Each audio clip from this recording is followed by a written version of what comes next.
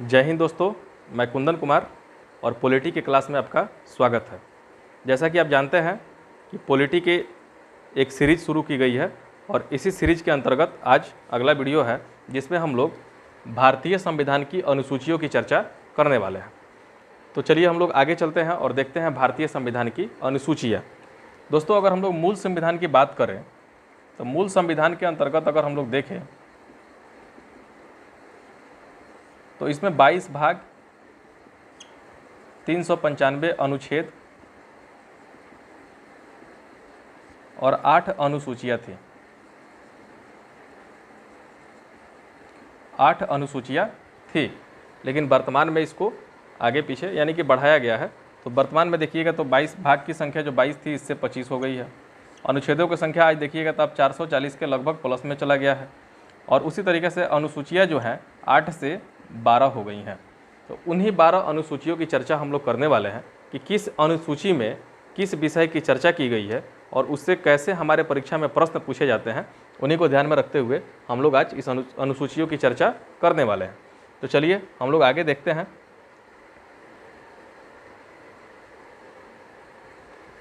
और पहली अनुसूची को अगर हम लोग देखें दोस्तों, तो इसमें आप देखिएगा तो पहली अनुसूची में भारत संघ की चर्चा की गई है। भारत संघ। दूसरी अनुसूची की चर्चा अगर हम लोग करें तो इसमें देखिएगा तो वेतन की बात की गई है। वेतन की बात की गई है। तीसरी अनुसूची को अगर आप देखते हैं तो इसमें शपथ की चर्चा की गई, यानी कि शपथ की चर्चा की गई है। चौथी अनुसूची में आप देखिएगा तो इसमें राज्यसभा की जो सीटें हैं, यानी कि राज्यसभा की सीटों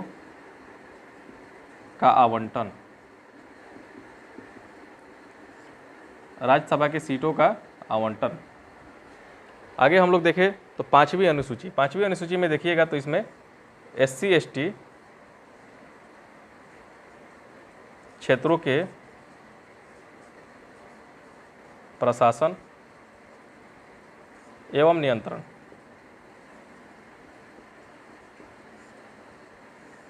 प्रशासन एवं नियंत्रण पर बातचीत हुआ है। आगे हम लोग छठी अनुसूची को देखें तो इसमें आप देखिएगा तो इसमें पूर्वोत्तर के 4 राज्य हैं, असम, मेघालय, त्रिपुरा,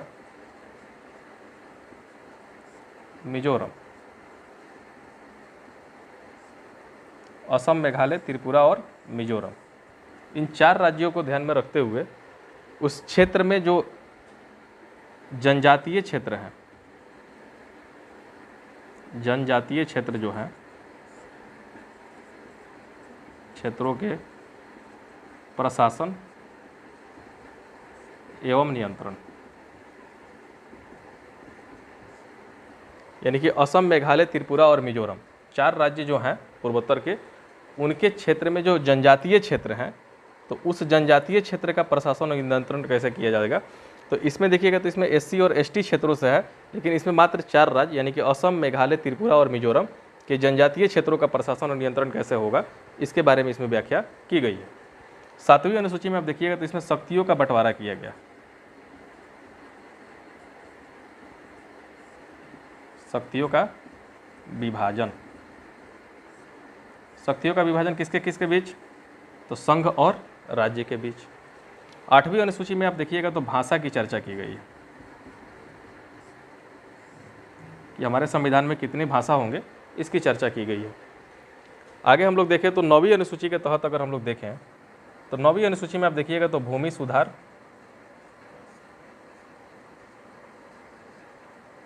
भूमि सुधार से संबंधित अधिनियम,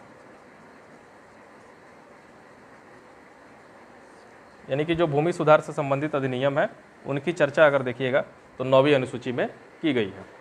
साथ ही अगर 10वीं अनुसूची की अगर हम लोग बात करें तो इसमें आप देखिएगा तो दल बदल कानून, दल बदल कानून की चर्चा की गई है। 11वीं अनुसूची में आप देखिएगा तो 11वीं अनुसूची में ग्राम पंचायत, ग्राम पंचायत की चर्चा की गई है। और वहीं आखिरी 12वीं अनुसूची में हम लोग बात करें तो इसमें आप देखिएगा तो नगर पालिका,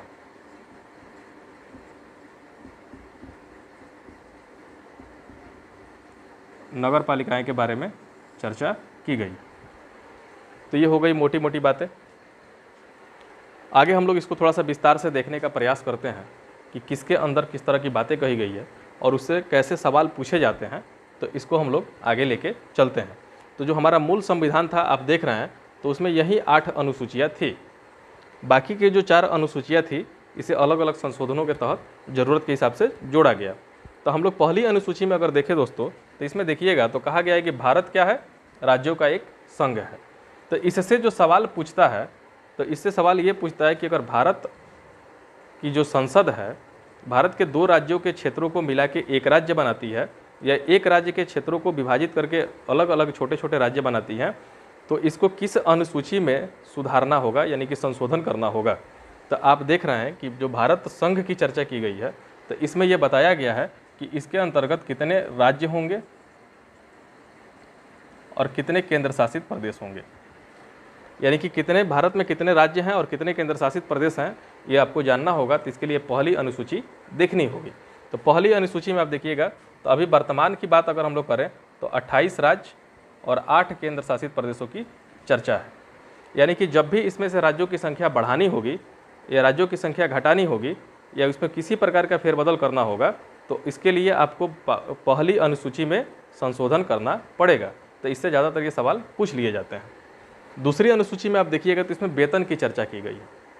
तो किसकी वेतन की चर्चा की गई है, तो भारत के संवैधानिक पदों पर आसीन जो व्यक्ति होंगे उनके वेतन की चर्चा इसमें की गई है। तो मुख्य रूप से अगर हम लोग देखें तो इसमें देखिएगा तो राष्ट्रपति, राज्यपाल, राष्ट्रपति, राज्यपाल, फिर आप इसमें देखिएगा तो लोकसभा, लोकसभा के जो अध्यक्ष हैं और उपाध्यक्ष हैं,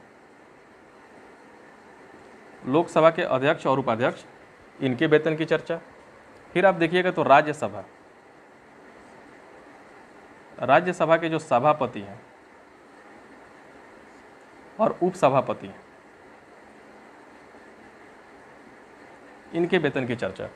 हालांकि राज्यसभा के जो सभापति होते हैं ये उपराष्ट्रपति ही होते हैं, उपराष्ट्रपति। संविधान में देखिएगा तो उपराष्ट्रपति के लिए किसी प्रकार के वेतन की चर्चा नहीं की गई है। उपराष्ट्रपति को जो वेतन मिलता है वह राज्यसभा के सभापति के रूप में किए गए कार्यों के लिए मिलता है।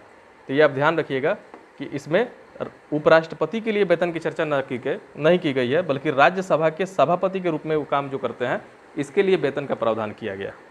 फिर आगे देखिएगा तो जो विधानसभा होगा, यानी कि टोटल हम लोग विधानमंडल लिख देते हैं कि जहाँ विधानमंडल होगा, विधानमंडल यानी कि जहाँ विधानसभा होगा तो विधानसभा के अध्यक्ष और उपाध्यक्ष, और जहाँ विधान परिषद होगा उसके सभापति और उपसभापति। यानी कि हम लोग कह सकते हैं कि जो विधानमंडल के अध्यक्ष और उपाध्यक्ष होंगे, अध्यक्ष और उपाध्यक्ष होंगे, उनके वेतन की चर्चा भी इसमें की गई है। साथ साथ आप देखिएगा तो सुप्रीम कोर्ट के जज, सुप्रीम कोर्ट के जो जज होंगे उनके वेतन की चर्चा भी इसमें की गई है। हाई कोर्ट के जज, हाई कोर्ट के जज, और साथ ही CAG यानी कि जो हम लोग यहाँ संस्था है कैग, नियंत्रक एवं महालेखा परीक्षक, तो इसके जो निदेशक होंगे इनके वेतन की चर्चा भी संविधान के अनुसूची 2 में की गई है। तो यहाँ हम लोग इतने लोगों के वेतन की चर्चा की है। अब हम लोग तीसरी अनुसूची के तहत देखें तो यहाँ देखिएगा तो शपथ की चर्चा की गई है।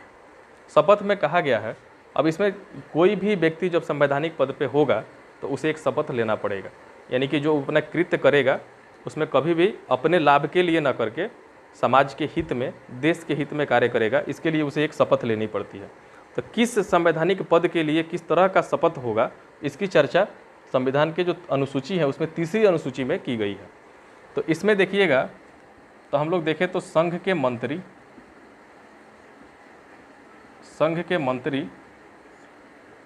फिर उसके बाद आप देखिएगा तो MP जो हम लोग किया गया है, मेंबर ऑफ पार्लियामेंट, यानी कि जितने भी सांसद हैं उनको शपथ लेना पड़ता है, तो उनकी शपथ की चर्चा भी इसमें की गई है। तो इसमें संघ के मंत्री होंगे, MP होंगे और CAG के निदेशक होंगे। CAG के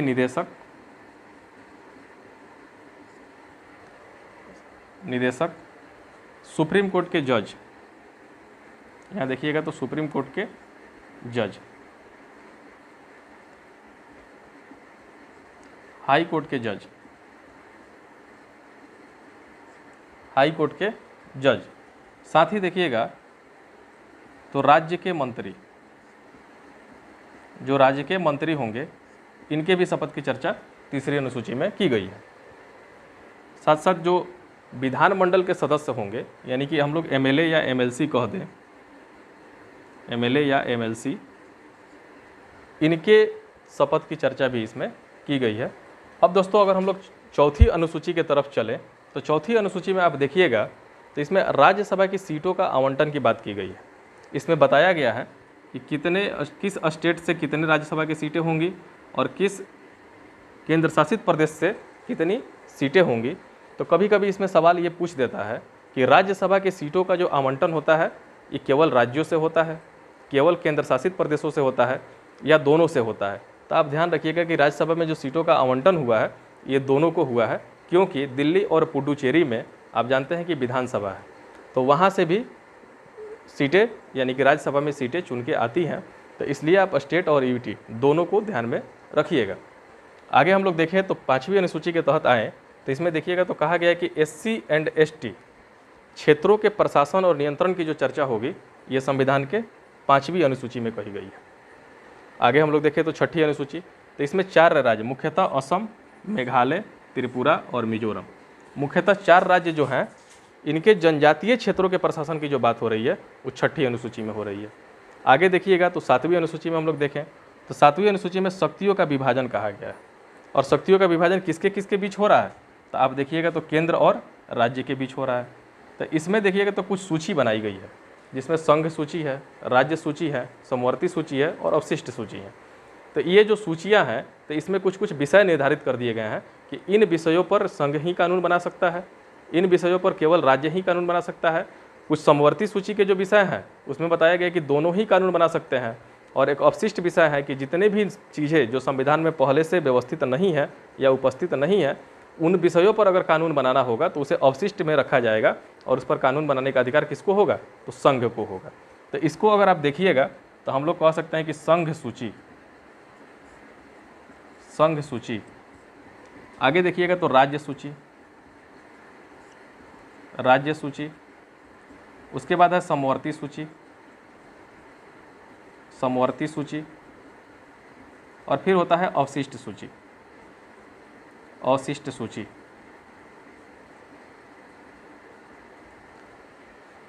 अगर हम लोग देखें तो मूल संविधान में संघ सूची में जो विषय थे तो उसमें 97 यानी कि 97 विषय ऐसे थे जिस पर संघ को कानून बनाना था।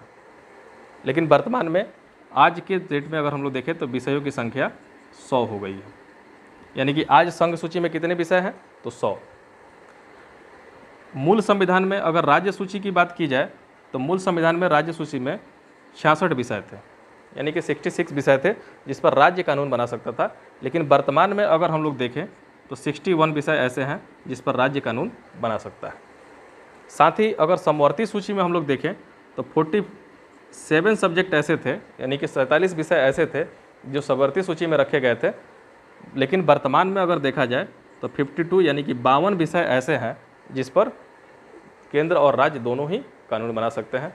समवर्ती सूची में जब चीज़ें होती हैं तो उस पर केंद्र और राज्य दोनों कानून बना सकते हैं, लेकिन कभी इन दोनों कानूनों में टकराव होता है तो जो संघ का कानून होता है वही मान्य होता है।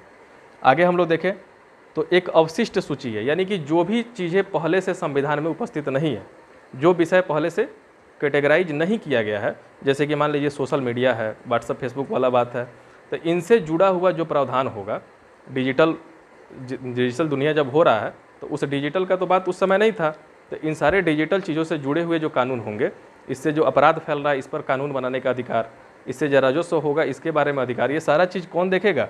तो ये अवशिष्ट सूची में रखा जाएगा और इसको संघ के अंतर्गत यानी कि जो केंद्र की सरकार होगी वहीं उस पर कानून बना सकती है। अगर संघ सूची के विषयों की हम लोग बात करें तो आप देखिएगा कि जो राष्ट्रीय सुरक्षा से मुद्दा है, सेना है, डाक है, रेलवे है, वायु है, ये सारा वायु परिवहन से संबंधित जितना भी सब चीज़ है, जनगणना वगैरह, ये सब किस में रखा गया है? तो संघ सूची में रखा गया है। राज्य सूची के विषय आप देखिएगा तो राज्य सूची में आप देखिएगा तो कृषि है, भूमि है, पुलिस है, सड़क परिवहन है, ये सारा चीज़ किसके अंतर्गत रखा गया है? राज्य सूची के अंतर्गत। और समवर्ती सूची में हम लोग देखें तो शिक्षा है, वन्य जीव हैं, वन्य जीव से जुड़े हुए जितने मामले हैं सब समवर्ती सूची में रखे गए हैं। साथ ही आप देखिएगा तो स्वास्थ्य है, ये भी समवर्ती सूची के अंतर्गत आता है। और अवशिष्ट सूची में वही विषय हैं जो पहले से संविधान में उपस्थित नहीं है। आगे हम लोग देखें दोस्तों 8वीं अनुसूची के बारे में, तो 8वीं अनुसूची में देखिएगा तो इसमें 22 भाषाओं की चर्चा की गई है। 22 भाषाओं की चर्चा की गई है। हालांकि मूल संविधान की जब हम लोग बात करेंगे तो मूल संविधान में 14 भाषाएं थी, लेकिन इससे बढ़ के वर्तमान में 22 भाषाएं हो गई हैं। और आगे हम लोग देखें तो 9वीं अनुसूची को देखिएगा तो भूमि सुधार से संबंधित ये अधिनियम है, यानी कि भूमि सुधार से संबंधित बाद में इसको जोड़ा गया। और इसे 9वीं अनुसूची को आप देखिएगा तो इसके पहले संविधान संशोधन 1951 के तहत जोड़ा गया, 1951 के तहत जोड़ा गया। और इसके जोड़ने के पीछे के कारण ये कहा गया कि चूँकि संपत्ति का अधिकार मौलिक अधिकार था, तो जब भी हम लोग के देश के विकास की बातें हो रही थी, यानी कि कहीं भी सड़क बनाने के लिए ज़मीन की आवश्यकता थी या फिर फैक्ट्री लगाने के लिए ज़मीन की आवश्यकता थी, तो चूँकि संपत्ति मौलिक अधिकार के तहत था तो इसके बार बार इसमें मामले कोर्ट में फंस जा रहे थे, यानी कि न्यायिक समीक्षा में उलझ जा रहे थे। तो न्यायिक समीक्षा से बचने के लिए उस समय इस 9वीं अनुसूची का निर्माण किया गया। और 9वीं अनुसूची में कहा गया कि जो भी विषय 9वीं अनुसूची में होंगे ये यानी कि हम लोग कह सकते हैं न्यायिक समीक्षा से परे होंगे, इनकी न्यायिक समीक्षा नहीं की जा सकती है। हालांकि बाद में हम लोग देखें तो देखिएगा तो ये 1981 में सुप्रीम कोर्ट इस पर बात कहती है कि 1973 के बाद यानी कि केशवानंद भारती केस के बाद जितने भी विषय इसमें जोड़े गए हैं उन सभी विषयों पर न्यायिक समीक्षा हो सकती है, यानी कि कोर्ट में उस पर चर्चा हो सकती है। तो इसको आप समझ चुके होंगे। 10वीं अनुसूची की बात जब आती है तो इसको देखिएगा तो 52वें संविधान संशोधन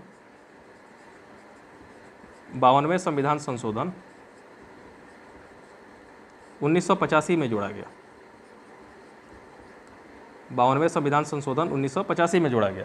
अब इसको जोड़ा गया तो उस समय के परिस्थिति को जब आप देखिएगा तो एक तरह से हम लोग कह सकते हैं कि देश में राजनीतिक अस्थिरता फैली हुई थी, यानी कि कोई भी दल को बहुमत नहीं मिल रहा था और कुछ दल अपने स्वाभाविक अपने लाभ के लिए या कुछ विधायक या सांसद या कुछ मेंबर जो थे जो चुन के प्रतिनिधि जाते थे अपने व्यक्तिगत लाभ के लिए इसमें क्या कर रहे थे कि एक दल से दूसरे दल में फेरबदल कर रहे थे, जिससे क्या होती सरकार की स्थिरता को खतरा हो जाता था और राजनीतिक अस्थिरता फैल रही थी। इसी को ध्यान में रखते हुए 52वें संविधान संशोधन 1985 ईस्वी में एक प्रावधान लाया गया जिसमें कहा गया कि अगर आप चाहते हैं कि आपकी सदस्यता बनी रहे तो आपको चुनाव से पूर्व ही जिस दल में जाना चाहते हैं आप जा सकते हैं, चुनाव के बाद यदि आप दल परिवर्तन करते हैं तो आपकी सदस्यता रद्द कर दी जाएगी। तो इसमें ये प्रावधान लेके आया गया। साथ ही देखिएगा तो 11वीं अनुसूची जो है ये ग्राम पंचायत से जुड़ी हुई अनुसूची है। इसमें देखिएगा तो इसमें ग्राम पंचायत को देखिएगा तो कुछ विषय हैं, जैसे कि इसमें 29 विषयों की चर्चा की गई है, 29 विषयों की चर्चा की गई है। और उस ग्राम क्षेत्र से जुड़े हुए जो 29 विषय होंगे उस पर इसको नियंत्रण और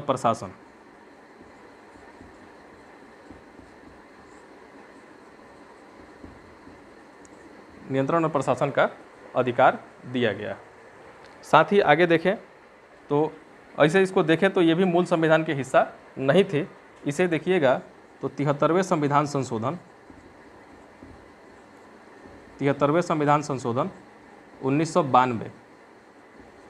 1992 ईस्वी में जोड़ा गया। हालांकि कहीं कहीं 1993 भी देता है, चूँकि यह 1992 में पेश किया गया और 1993 में पारित हुआ, इसलिए इसे हम लोग 1993 भी देखते हैं, तो उससे लेके परेशान नहीं होना है। तो 73वें संविधान संशोधन 1992 के तहत इसे जोड़ा गया। अगली और अंतिम अनुसूची को हम लोग देखें तो 12वीं अनुसूची में देखिएगा तो नगर पालिकाओं की चर्चा की गई है। इसमें क्या है कि नगर पालिका को कुछ अधिकार दिया गया है। और कुछ जिम्मेदारी भी दी गई है, कुछ अधिकार और कुछ जिम्मेदारी भी दी गई है, जिसमें कहा गया है कि इनको 18 विषय दिए गए, यानी कि उस नगर क्षेत्र के जो क्षेत्र में जो 18 विषय ऐसे होंगे जिसका अधिकार और जिम्मेदारी उस नगर पालिका की होगी, यानी कि नगर प्रशासन की होगी। और इसके साथ साथ देखिएगा तो इसे भी 74वें संविधान संशोधन 1992, यानी कि 74वें संविधान संशोधन 1992 ईस्वी के तहत ही इसको भी जोड़ा गया। इसमें भी कहीं 93 देता है तो दिक्कत नहीं होना चाहिए।